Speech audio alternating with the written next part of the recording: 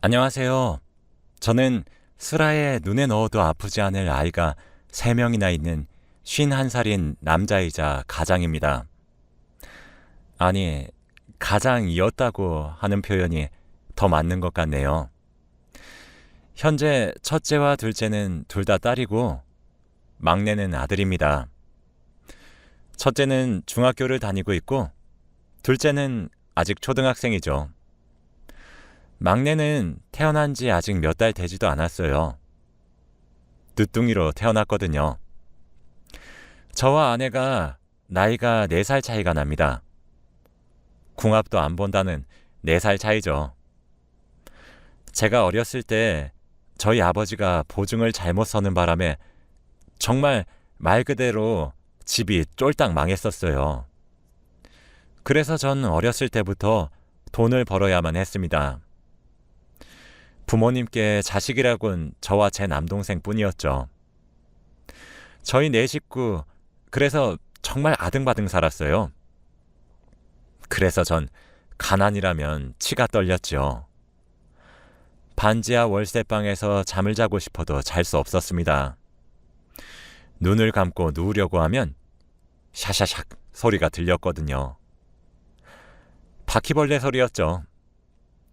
후에 들었는데 아버지와 어머니는 저희 형제와 함께 극단적인 생각을 할 정도로 많이 힘드셨다고 하시더군요.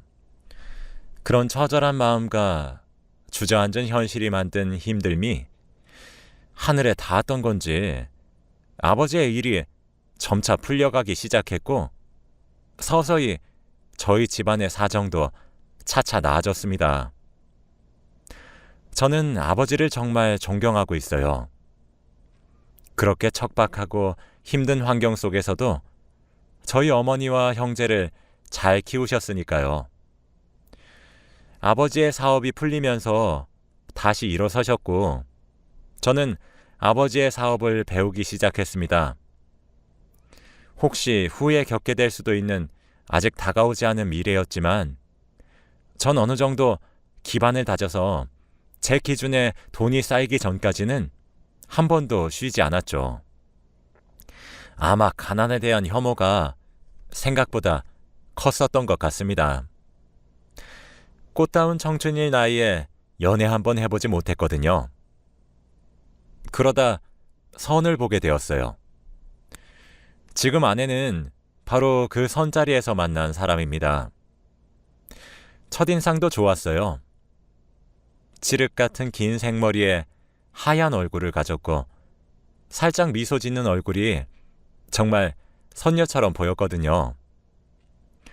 저는 바로 첫눈에 반하게 되었죠. 저희는 비록 선을 봐서 결혼했지만 사랑에 빠졌어요. 일단 저는 확실하게 빠졌습니다. 그렇게 우린 6개월간 만남을 이어갔고 결혼을 약속했죠. 만남과 결혼까지 걸린 시간은 1년도 채 되지 않았죠. 아내는 직업이 있는 여자였습니다. 시간이 흘러 결혼 첫 해에 저희는 아이를 출산했죠. 첫째는 딸이었죠. 전 아직도 그때가 눈에 선해요. 조그마한 아기를 직접 안아보았을 때 말이죠. 몇 년 지나지 않아 저희는 둘째도 낳았습니다. 둘째 또한 딸이었어요. 아내는 첫째와 둘째를 낳은 이후로 전업주부로 바꿨습니다.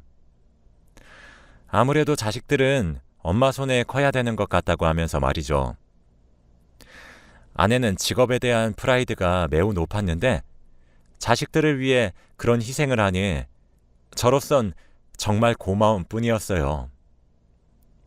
그렇게 저희 가정은 정말 화목했습니다. 저희 집에서도 시집살이에 시옷자도 꺼내지 않았고 처가댁에서는 사위는 백년 손님이라며 어화둥둥 해주셨죠. 전 아버지 사업을 물려받아 일을 하고 있어서 아이들을 키우는 데에 있어 재정적인 부담도 없었어요. 완벽했습니다. 시간이 많이 흘러서 젊었을 적 뜨거운 사랑은 사라졌지만 전 여전히 은은하게 아내를 사랑하고 있었죠. 그런데 몇 달 전 네 식구가 모여서 저녁을 먹고 있었는데 아내가 제게 할 말이 있다고 하더군요. 밥을 먹으면서 하라고 했더니 둘이서 할 얘기라고 하더라고요. 사춘기인 첫째는 뚱하게 앉아 밥만 먹었고 한창 호기심이 왕성한 둘째는 무슨 비밀이냐고 하며 캐물었죠. 조금 지나서 안방에서 둘이서 이야기를 했습니다. 그런데 아내는 제게 할 말이 있다고 부르고 난 뒤 말없이 물건을 하나 건네어 주더군요.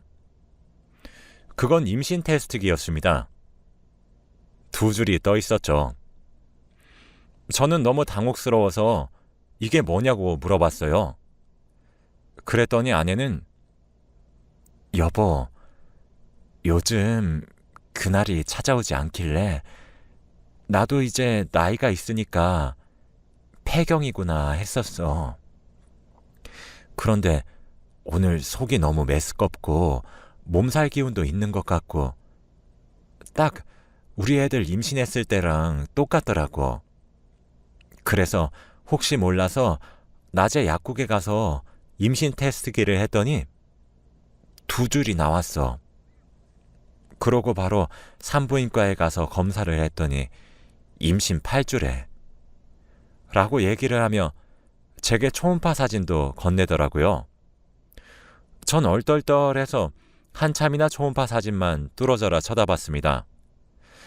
아무런 말도 하지 않은 제 반응이 어색하고 무서웠던 건지 아내는 옆에서 말을 계속 걸었어요. 저는 여보, 그래도 우리 나이가 있잖아. 이러다가 여보 몸이 상하면 어떡하려고? 라고 조금 회의적이게 말을 했죠. 아내는 그래도 이미 생긴 아이잖아. 난 낳고 싶어. 당신이 돈을 못 벌어다 주는 것도 아니고, 응? 이라며 낳자고 하더라고요. 그래서 저희 부부는 신이 주신 선물이라고 생각하기로 했어요. 늦둥이지만 낳기로 결심했죠. 아무래도 아내가 나이가 있는지라 임신 기간 저희 가족 모두가 지극정성으로 대했어요. 아이 태명도 행복이라고 지었죠. 이제 애들도 학교에 들어가기도 했고 아무래도 딸 자식들이라 사춘기가 오면서 아빠를 멀리해서 서운하던 차였는데 행복하기도 하더라고요. 행복이는 아들이었습니다. 저는 늦게 생긴 제 아들과 뭐를 하며 지낼지 먼 미래까지 상상하면서 살았죠. 행복이가 생기면서 저희 부부 사이도 정말 많이 살가워졌고 가족 사이도 끈끈해졌습니다. 그런데 믿기지 않은 일이 일어났어요. 행복이를 출산하는 날 아내는 노산이기도 해서 출산 과정을 정말 고통스러워했습니다. 18시간 진통 끝에 행복이를 낳았거든요. 그런데 아이의 혈액형이 AB형이라고 간호사가 말씀하시더라고요. 저는 O형이고 아내는 A형입니다. 제가 가방끈이 그리 길진 않지만 저와 아내 사이에 나올 수 있는 혈액형은 A형과 O형뿐이란 걸 알아요. AB형이 나올 수 없다는 사실을 말이죠. 정말 믿기지가 않았습니다. 2번, 3번 물어봐도 AB형이라고 하더군요. 그러면서 처음 신생아일 때 아이의 혈액형은 산모의 DNA가 섞여 있어서 그리 정확한 편은 아니라고 추후에 따로 검사를 받아보는 게 더 정확할 것 같다고 하시더군요. 하지만 잔잔한 호수에 던져진 돌은 커다란 파문을 일으켰습니다.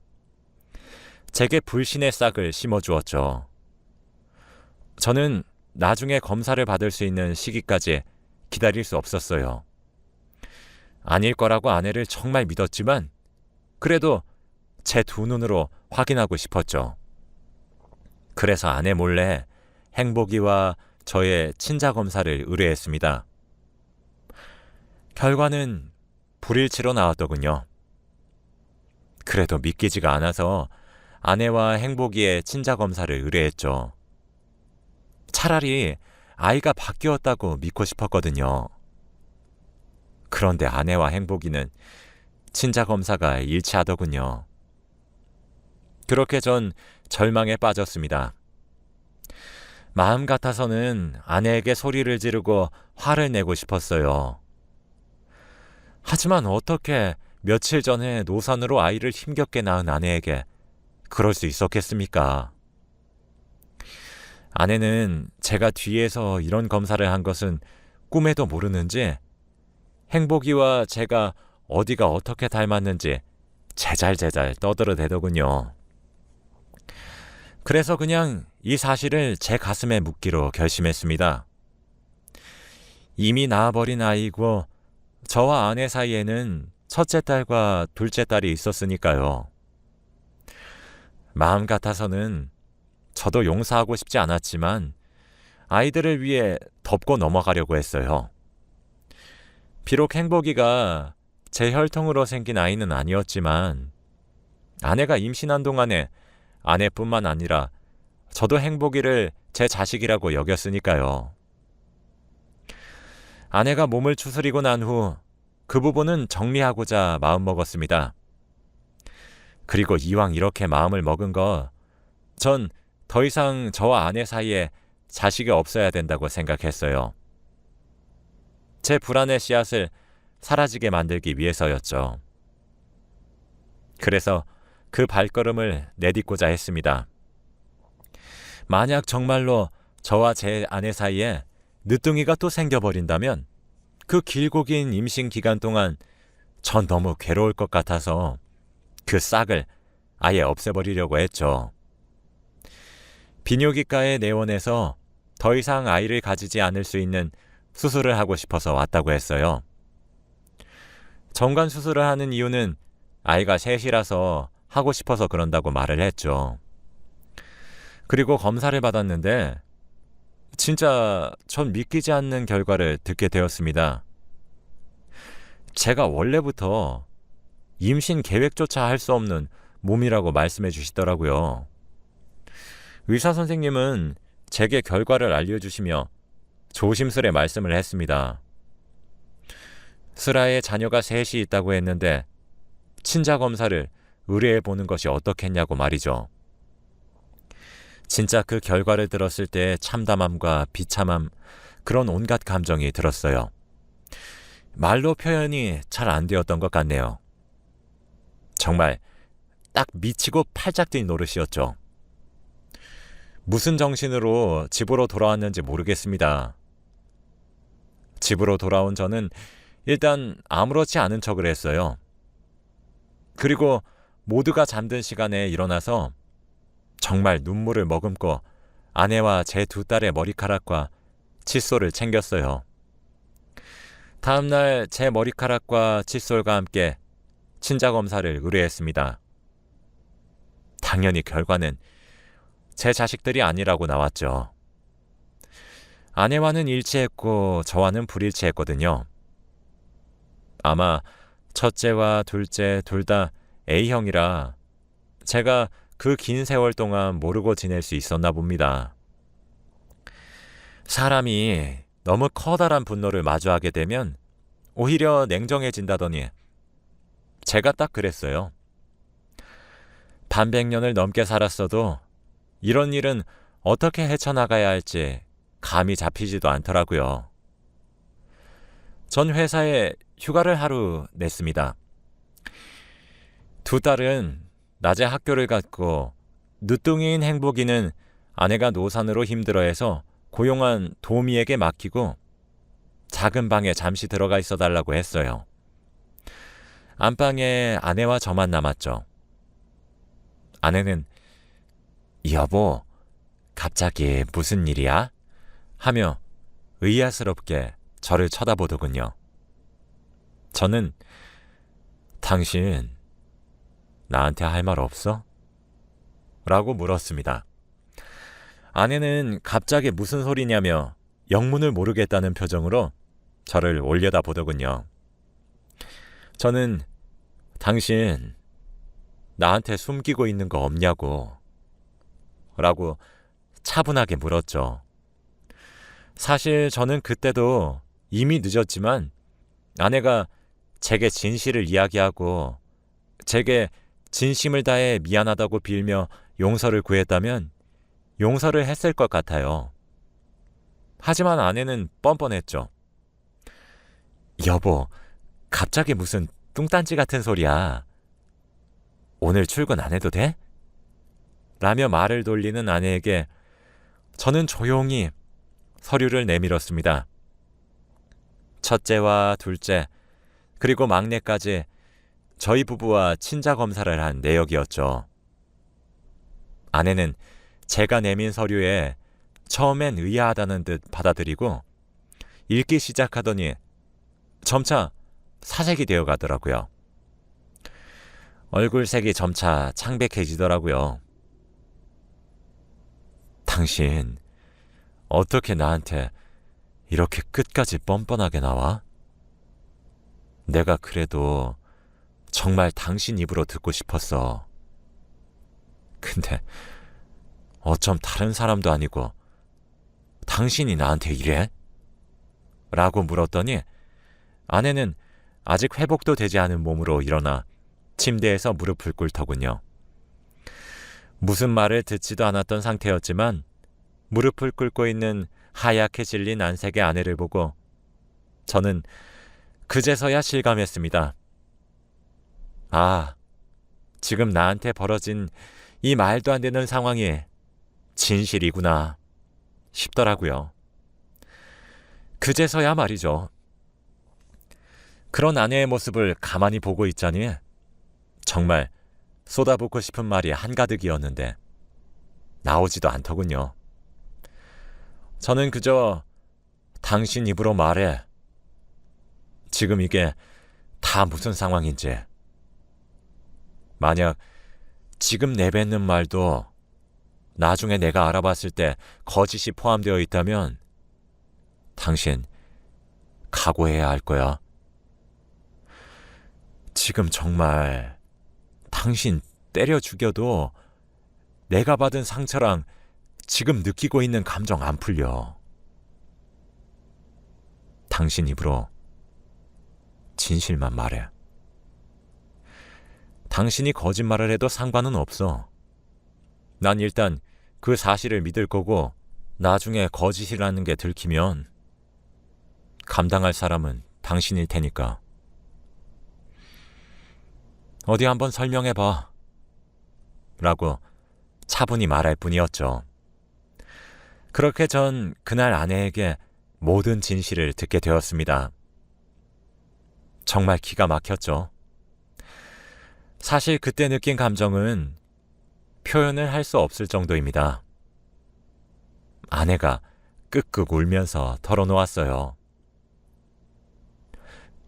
사실 당신이랑 선을 보기 전에 나 원래 사랑하는 사람 있었어.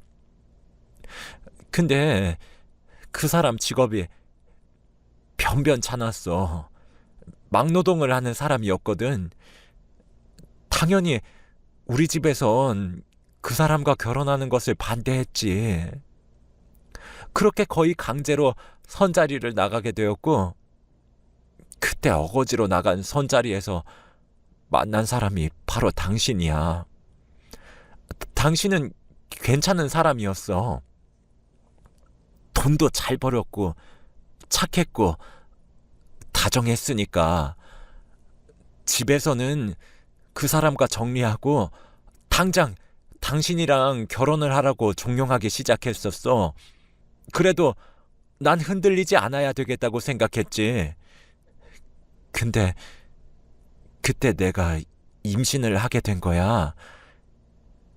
나는 내 아이가 부족하더라도 사랑만 받고 자라길 바랬어. 그래서 당시 그 남자에게 임신했다고 털어놨었지. 그런데 도망가 버렸어. 남겨진 나에게 당신 말고는 선택지가 없었어. 이미 내 뱃속에 자리 잡고 있는 새 생명을 지운다는 생각은 하지도 못했지. 이왕 이렇게 된 거 평생 당신에게 죄인이라 생각하고 살더라도 내 뱃속에 있는 아이는 풍족한 환경에서 태어나 다정한 당신에게 사랑받고 자라길 바랬어. 그래서 당신이랑 사랑을 나누고 난 뒤에 결혼을 했어. 그러고 평화로웠고 난 나름대로의 행복을 찾았어. 나도 당신에게 최선을 다해야겠다고 다짐했었고, 무엇보다 아이를 예뻐하는 당신이 너무 좋았었거든. 그런데 몇 년 뒤에 그 사람이 날 찾아왔더라고. 어떻게 알고 찾아온지는 모르겠어. 근데 갑자기 아이를 보고 싶다고 하면서 첫째를 보여달라고 하더라고. 그렇지 않으면 당신에게 가서 모든 진실을 까발리겠다고 협박하면서 말이야. 난 절대 그럴 수 없다고 그렇게 말했어. 지금 내 남편에게 진실을 말할 수도, 그리고 잘 지내고 있는 우리 아이에게 혼란을 줄 수도 없다고 했어. 그랬더니 내게 돈을 요구했어. 5천만 원만 주면 조용히 포기하고 떠나겠다고 하더라. 적금 하나 깨서 돈을 마련해서 줬어. 2번 다시 내 눈앞에 나타나지 말아달라고 하면서, 그리고 내게 말도 안 되는 요구를 했어. 난 선택지가 없었어. 비록 죄인으로 시작해 이룬 가정이지만 난 그 평화를 깨고 싶지 않았거든. 그래서 결국 난 그 조건을 허락하는 대신 2번 다시 나타나지 않겠다는 약속을 받았지. 아마 그날 둘째가 생긴 걸 거야. 나도 처음엔 둘째가 그 사람 아이인 줄 몰랐어. 그런데 둘째가 커갈수록 자꾸 그 사람을 닮아가는 것 같아서 나도 몰래 당신이랑 둘째 친자 검사를 의뢰했었어. 결과는 당신이 받은 결과랑 똑같아. 근데 당신이 둘째를 너무 이뻐하니까 나도 정말 용기가 나지 않아서 그냥 이렇게 묻어가려고 했어. 미안해. 나 당신한테 정말 씻을 수 없는 죄를 지은 것은 맞아. 정말 미안해. 이라고 아내는 제게 털어놓았습니다. 아내 입에서 진실이 나오면 나올수록 저는 정말 다리에 힘이 풀리더라고요. 털썩 주저앉은 저는 그래. 첫째랑 둘째는 그렇다 치자. 그럼 행복이는 뭐야? 행복이는 누구애야? 라고 소리쳤죠. 아내는 한동안 아무런 말을 하지 않고 입술만 달싹였습니다. 지금 당신이 여기서 나한테 더 숨길 일이 있단 거야? 당장 말 안 해? 라고 다그치자 아내는 입을 열었죠. 행복이는 아마 혜민이 아빠일 거야. 저는 그때 맥이 탁 풀렸습니다. 혜민이는 첫째 딸의 단짝 친구거든요. 지금 같은 중학교, 같은 반이죠. 초등학교 때부터 꼭 붙어 다녔던 아이입니다. 아내는 나도 정말 그러려고 그랬던 게 아니야. 당신도 알다시피 혜민이 아빠 부인이랑 사별하고 혼자 키우잖아.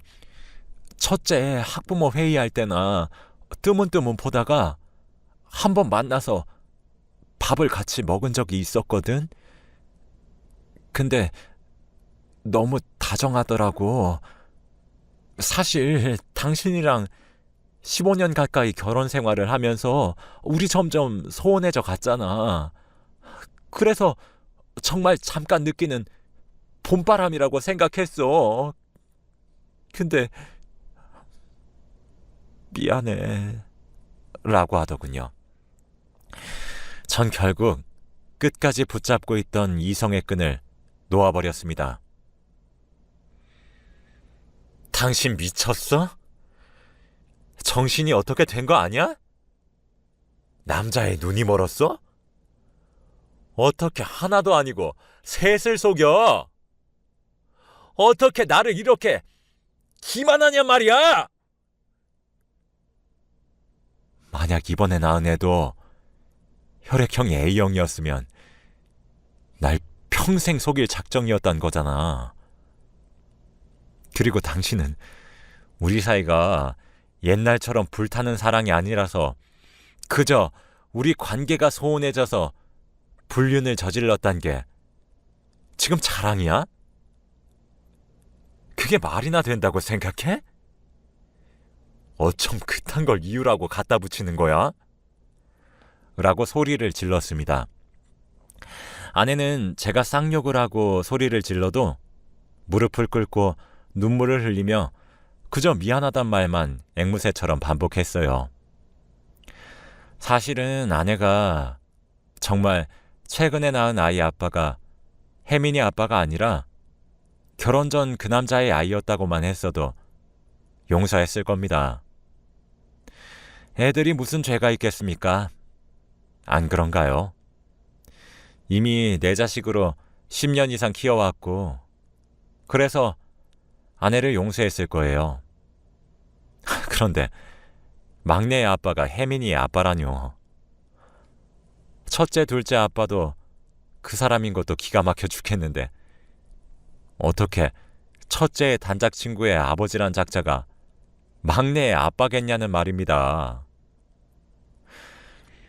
전 이혼을 결심했습니다. 이혼해. 협의 이혼으로 하자.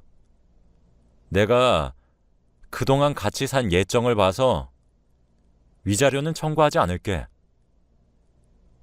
그냥 조용히 몸만 가지고 나가. 당신이 날 속여먹은 그 10년이 넘는 세월 동안 첫째랑 둘째는 내가 딸로 생각을 해버렸으니까 두 아이는 내가 계속 키울 거고 아이들이 커서 어른들의 사정을 이해할 수 있는 나이가 된다면 이혼하게 된 이유도 상세히 말할 거야. 근데 당신이 최근에 낳은 막내? 걘 내가 안 키워. 혜민이 아빠한테 가서 양육비를 내놔라 난동을 피우든 고성을 지르든 상관도 하지 않을 테니까 막내 데리고 몸만 조용히 나가 라고 통보했죠.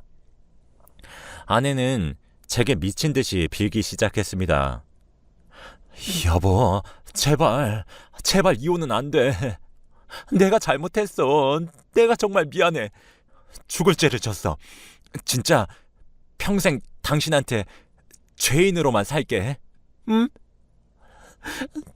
제발 이혼하자고만 하지 마.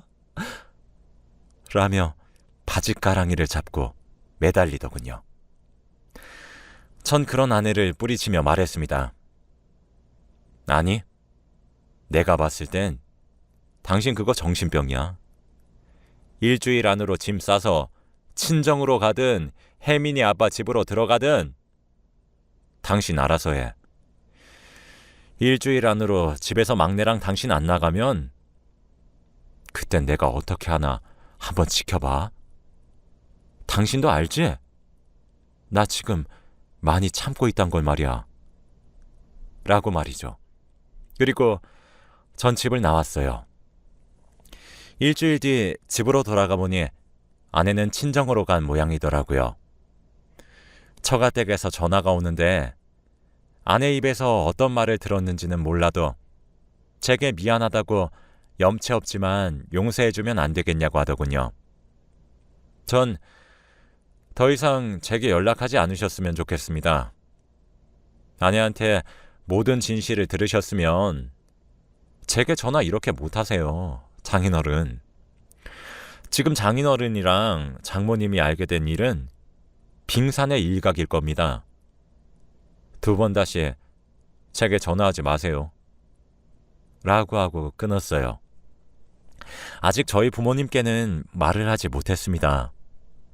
나이도 많이 드셨는데 어떤 충격을 받을지 몰라서 조심스럽네요.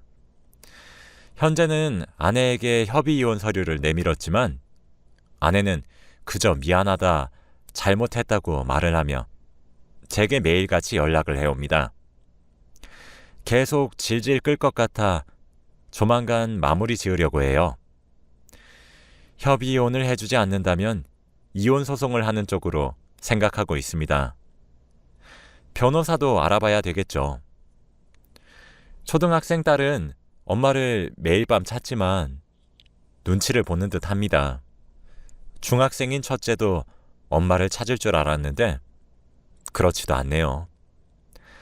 마냥 사춘기라고만 생각했던 딸인데 며칠 전엔 글쎄 그 작은 몸으로 퇴근한 저를 꼭 안아주면서 아빠 힘내 라고 하더군요. 아이가 아장아장 걷고 다니고 아빠라고 처음 불렀을 때가 엊그제인 것 같은데 벌써 다 컸나 봅니다. 아마 첫째에게는 제가 조만간 진실 중 일부분을 얘기해도 될 것 같다는 생각이 드네요. 그리고 나서 둘째는 첫째와 제가 어떻게든 달래보려고 해요. 사실 아직은 아무것도 정리된 것이 없습니다. 하지만 그저 가난을 피해보겠다고 열심히 앞만 보고 달려서 그런지 이런 일을 하소연할 친구조차 근처에 하나 없다는 사실은 좀 서글프네요. 그래서 이렇게 글을 쓰게 되었습니다. 제 긴 하소연을 읽어주셔서 감사해요. 읽어주신 분들 모두가 제게 주어진 이 시련들을 잘 풀어갈 수 있길 기도해 주세요. 제 이야기는 여기까지입니다. 들어주셔서 감사해요. 행복한